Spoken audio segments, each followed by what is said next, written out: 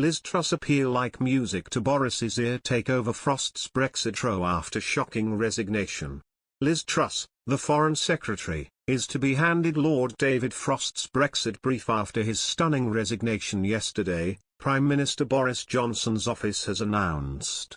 A Number 10 spokesman said, Truss will take over ministerial responsibility for the UK's relationship with the European Union with immediate effect and will lead the ongoing negotiations to resolve the problems arising from the current operation of the Northern Ireland Protocol. Ms Truss herself tweeted, pleased to be taking on responsibility for the EU negotiations and wider relationship with the excellent Chris Heaton-Harris at Challing.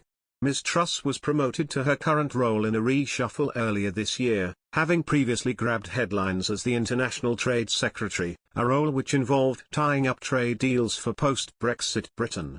The 46-year-old is popular among the Conservative Party grassroots, as well as being an avid user of social media who is tipped as a potential future leader of the party. She backed Remain at the 2016 referendum on Britain's EU membership but is now a staunch supporter of Brexit. Chris Heaton-Harris will move from the Department for Transport to become Europe Minister and will deputise for Ms Truss when needed. Aldridge Brownhill's MP Wendy Morton will move from being Europe and America's Minister to replace Mr Heaton-Harris at the DfT.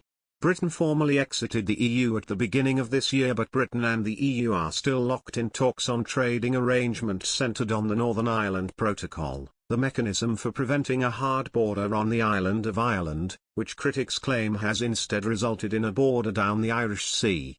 Lord Frost resigned with immediate effect on Saturday night, having previously agreed with the Prime Minister he would leave his job in January. He cited the current direction of travel of the government, as well as fears over coercive COVID measures and the wish for the UK to become a lightly regulated, low-tax economy, with his described as a watershed moment in what had been an extremely damaging week for the PM. Addressing Lord Frost's decision, Peter Bone, Tory MP for Wellingborough, told Trevor Phillips on Sunday on Sky News he agreed with Lord Frost's concerns over the prospect of coercive measures to control coronavirus. Mr Bone said, I've cancelled all in-person meetings and the get-together with staff, I cancelled. I won't be going to crowded places, but leave that up to the individual to make that decision, don't have the state telling me what I have to do every day, and so in that regard, yes, I'm with Lord Frost on that. Referring to last week's rebellion over plans to introduce vaccine passports, Mr Bone added, Boris has led this country exceptionally well, but what comes next? And that's what I think Lord Frost is talking about. I think part of that rebellion of 100 Conservative MPs was partly due to the fact that we want to see the Prime Minister move to a more Conservative agenda in future.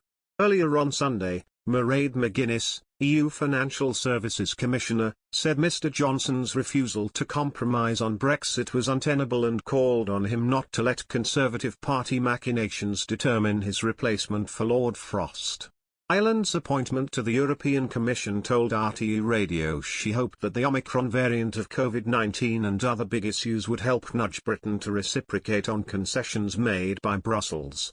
Ms McGuinness, who said the Commission was not given any advance warning of Lord Frost's resignation, speculated that Frost's move could have been linked to an easing of British opposition to the role of the European Court of Justice. She said, I would hope that the mood will be towards compromise and problem-solving, not Conservative Party politics, which I'm afraid takes the eye off the real issues, and will drag out this into next year, which is not good for Northern Ireland.